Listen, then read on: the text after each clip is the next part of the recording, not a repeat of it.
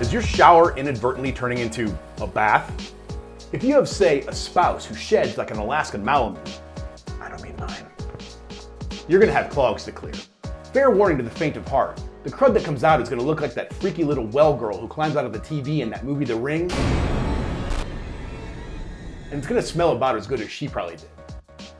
Here's what to do. With the drain stopper in the open position, use a flashlight to help you find the screw holding the assembly together. Loosen the screw enough to remove the stopper and gain access to the drain hole.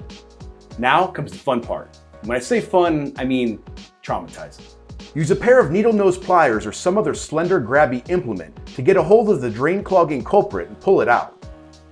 Keep digging, depositing the gunk onto paper towels as you go, either until you can't extract anymore or until you can no longer suppress your gag reflex. Now, reattach your stopper.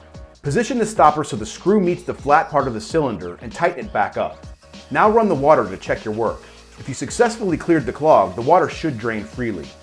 Hopefully it'll be a while before you have to face this horror again. 7.